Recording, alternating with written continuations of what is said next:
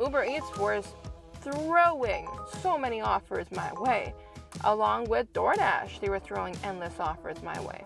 If offers are coming your way, the market is definitely not dying down. And offers were coming my way. And consider the fact, first of all, I am definitely not the queen of deliveries. Definitely not. But I am the queen of doing deliveries during the worst convenient time slots, because sometimes I end up having no choice but to do them because of my phone. I am not sure if this is becoming just a trending topic on YouTube or if it's just something interesting that gets the views, but I am interested in talking in and chiming in about this topic about, is the gig economy slowed down? Has markets died out when it comes to being a food delivery driver? And I'm going to say about this, I'm an Uber Eats driver in Canada, DoorDash driver in Canada, whatever you want to call it, Uber Eats driver in Montreal, whatever it may be.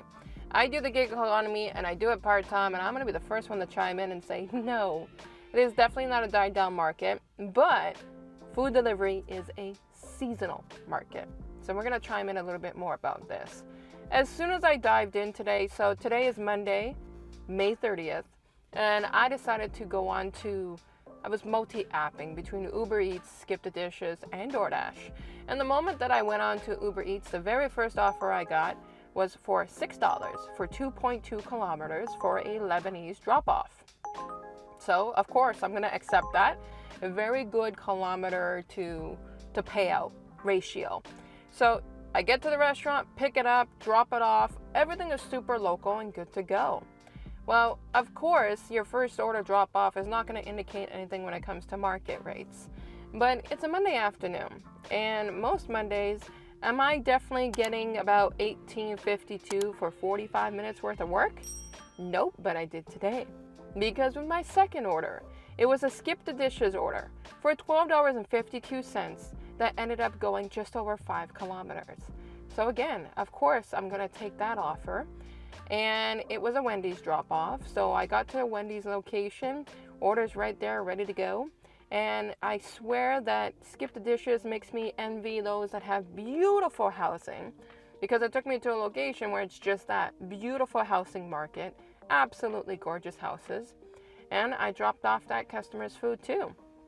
So I already got $18.52 in the bank, and I'm on the south shore of Montreal, so I'm in more of a suburban location. Now, within these suburban locations, you don't expect them to be as busy. I have a 1.1x multiplier in Uber Eats, regular standard payouts on DoorDash, and on Skip the Dishes. Now, Uber Eats was throwing so many offers my way. Along with DoorDash, they were throwing endless offers my way. If offers are coming your way, the market is definitely not dying down. And offers were coming my way. And consider the fact, first of all, I am definitely not the queen of deliveries. Definitely not. But I am the queen of doing deliveries during the worst convenient time slots, because sometimes I end up having no choice but to do them because of my full-time income with my job. I am a mom to a 3-year-old little guy, so I know exactly what it's like to get those in-between bad hours. I ended up taking, I don't know, maybe 20 minutes of a cool-down session, logged off the apps, because honestly my phone was dying out. This phone right here was completely dying out, because every time I have Uber Eats open, it absolutely hates it. With screen recording and Uber Eats, it hates it. So I stopped the apps for a while, and then the moment I go back on, I get another offer with Skip the Dishes. It was for $7.45, I believe, for 2.5 kilometers at an A&W. Now, the only inconvenience with this drop-off is when you are parked in a parking lot and waiting for orders, and it's right next to the shopping center or the mall, brace yourself for a pickup at the mall. So I had to go to the mall to pick up the order, and unfortunately this restaurant decided to take forever to even get my order ready, because if you're going to a mall, I'm sure they're used to you declining those orders, so they waited for me to get there. And then additionally, I go and I drop off the customer's order, and you know those cup holders that the restaurant give you for the 4 cups if you want them? She proceeds to tell me that I can put it into her recycling bin for her. Always nice, always courteous, you know? Anyways, within, I don't know, maybe an hour and 15 minutes, an hour and 20 minutes, I've already made, $26 from doing deliveries today. So, of course, this is on a part-time schedule, but I'm pointing out the fact that this is Montreal. When it comes to things like the summer in Montreal, do I expect people to be doing food deliveries? No. And here's the reason why. What would you prefer? Would you prefer a nice date with your significant other like this? Oh, honey, I can always order something from Uber Eats. Or instead, oh, honey, why don't we go to a nice terrace and have a nice dinner or a nice lunch? Because that's the reality of it. In the wintertime, however, especially in Montreal, food delivery services tend to pick up because you get to snuggle up by the fire and watch some Netflix, probably Stranger Things or something like that, and enjoy your time in. It's not that gig work is dying out. It's not that it's slow market. Hell, if you're experiencing a slow market, try another one. That's what I've done. I've literally delivered to the city of Montreal just to pick things up and get some more pay benefits.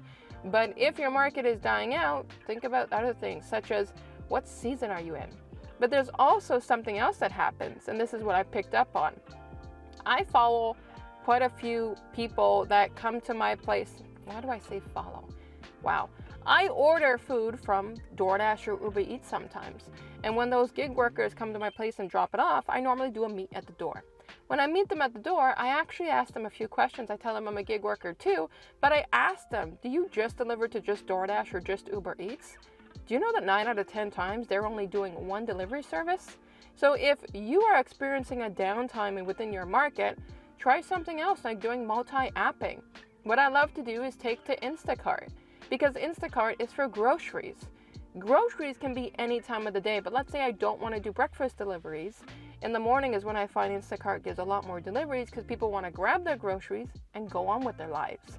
So if you're not multi-apping, you're not taking advantage of the possibilities that you can have. Today was 2 skip the dishes order and 1 Uber Eats. I had multiple crappy but multiple DoorDash offers coming in and multiple Uber Eats orders coming in, and a market on a suburban location that gets a 1.1x multiplier and no benefits from DoorDash because it's simply quiet. But I'm still getting back-to-back offers. I gotta say, when it comes to this gig work, it's definitely not dying down.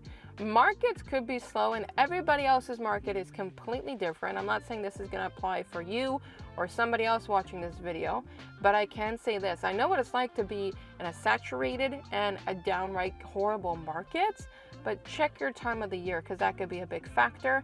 And if you are not multi-apping, you might want to start doing so. So it's just my chime in based on this topic, because on a Monday afternoon, I'd have to say I did pretty much not too bad. And that's normally the time frame where I think that it's going to be the worst off. And it wasn't too shabby. So with that being said, I am sitting in a pretty hot car in the summer Montreal with 28 degrees. So I'm going to wrap this thing up and I'll catch you lovelies in the next video.